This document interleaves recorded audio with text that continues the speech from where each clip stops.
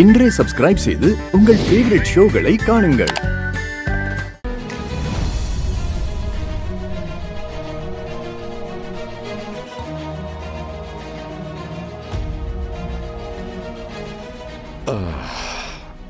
பார்கவி, இப்போ ப்ரோக்ராம் என்ன?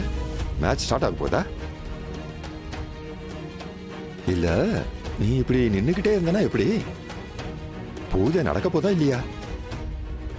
இல்ல பார்கவி, நீ எல்லாத்தையும் அரேஞ்ச் பண்ணிருப்பேன்ற கான்பிடன்ஸ்ல தெய்வத்தை வெல்கம் பண்ணலான்னு எல்லா காஸ்டியூம்ஸையும் போட்டுட்டு வந்திருக்கேன். இப்போ என்ன இதெல்லாம் வேஸ்டா? காஸ்டியூம் அற்புதமா இருக்கு. பார்த்திருந்தா அந்த தெய்வத்துக்கும் பிடிச்சிருக்கும். ஆனா அந்த தெய்வமே ஆஹா. சாதனா, சமையல் ரெடி ஆயிடுச்சா இல்லையான்னு பாரு.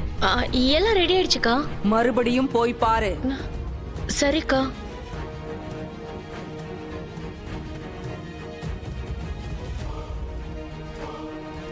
இங்க பாருங்க, என்ன கோவப்படுத்துற மாதிரி நீங்க பேசணும்னு நினைச்சீங்கன்னா உங்களுக்கு மரியாதை கெட்டு போயிடும்.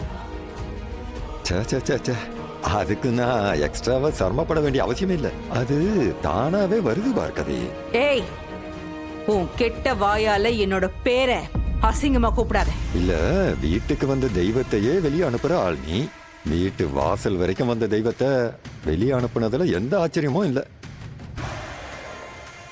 இத்தனை வருஷத்துல இந்த டயலாக் தான் சூப்பர்.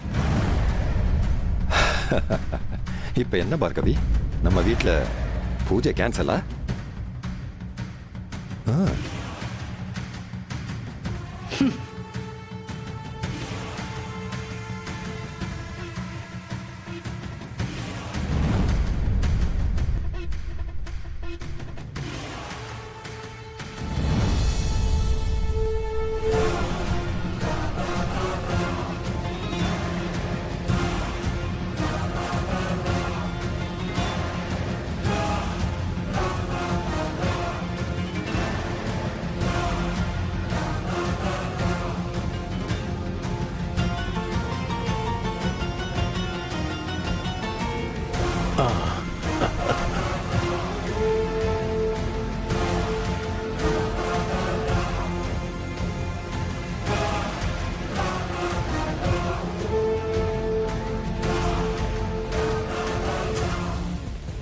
மாமா, ஆர்த்தி எடுத்துக்கோங்க.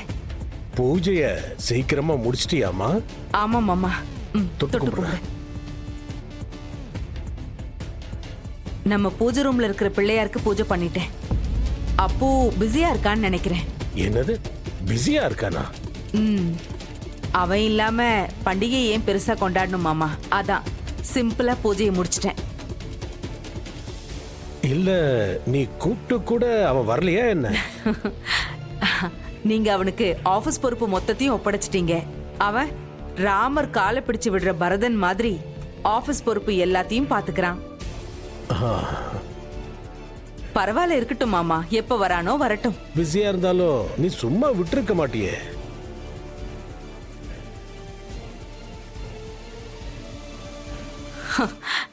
நான் அவனை சும்மா விட மாட்டேன். சான்ஸே கிடையாது. அவன் வரட்டும், பாருங்க.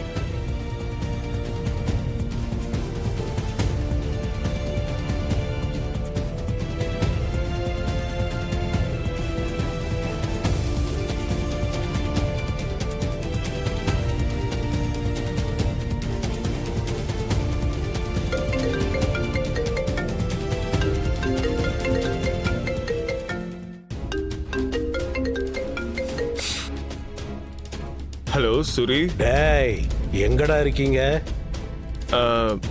எதுக்கு சூரி? டேய் அசோக், என்கிட்ட நீ கூட எதையாவது மறைக்கிறியா என்ன? உண்மை சொல்லு, எங்கடா அவன்? யாரு? அடி பின்னிடுவேன். ராம எங்க? சூரி, ராம் என் கூட தான் இருக்கான்.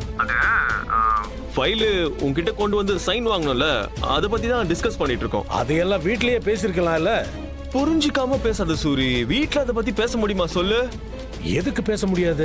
ஓ, புரிஞ்சிருச்சுடா. பார்கவி வருத்தப்படுவான்னு தானே? பாவண்டா, ஒருத்தரோட மனசுல இருக்கிற ஹிடன் அஜெண்டா, உள்ள இருக்கிற கெட்ட ஆசை, இதெல்லாம் அவளுக்கு புரியாதுடா. உதவி பண்றவங்க கெட்டவங்களா இருந்தாலும் அவங்கள நல்லவங்களா நினைக்கிறவங்க. இந்த பிசினஸ் ப்ரொபோசலுக்கு விஸ்வாவோட சைன் இருக்குன்றதுனால தானே உனக்கு இந்த டென்ஷன். am I correct? ஆமா சூரி. அந்த சர்மா ரொம்ப ஹெல்ப் பண்ணாருன்னு நம்ம பார்க்கவே சொன்னாடா. சரி, நீ ஒரு வேலை பண்ணு. இந்த ப்ரொபோசலை அனுப்புனார்ல சர்மா, அவரை நீயே ஒரு வாட்டி போய் மீட் பண்ண. அதுக்கப்புறமா நாம பேசிக்கலாம்.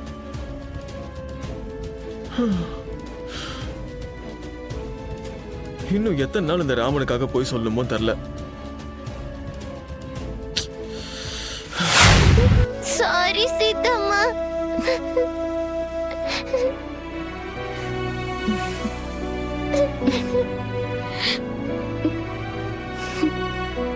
இனிமே இந்த மாதிரி எல்லாம் செய்ய மாட்டேல? ப்ராமிஸ் பண்ணு.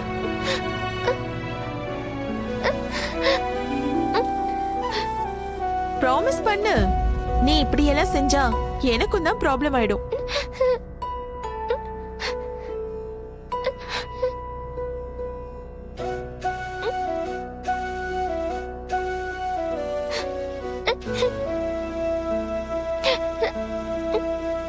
எனக்கு ப்ராமிஸ் பண்ணு.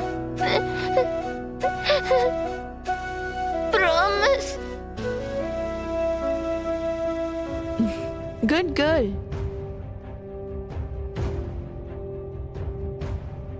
Thank you, doctor. பாய்.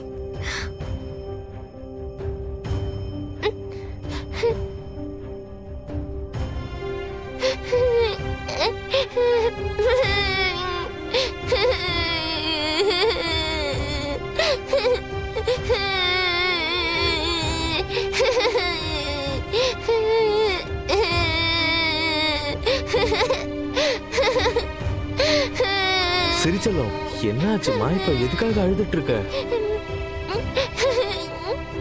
சரி, என்னாச்சுமா சொல்லு. சொல்லு ஃப்ரெண்ட். இனிமே என்னால ஹெலிகாப்டர்ல போக முடியாது. அப்படி யார் சொன்னா? ஃப்ரெண்ட், சாமிக்கு என் மேல கோபம் வந்துரும்ல. சிரி குட்டி மேல யாருக்கும் கோவம் வரதுக்கு சான்ஸே இல்ல.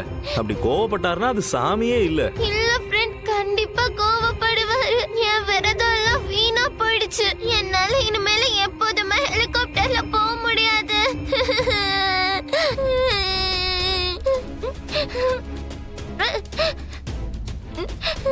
ஹெலிகாப்டர்ல போறதுக்காக விரதம் இருந்தியா?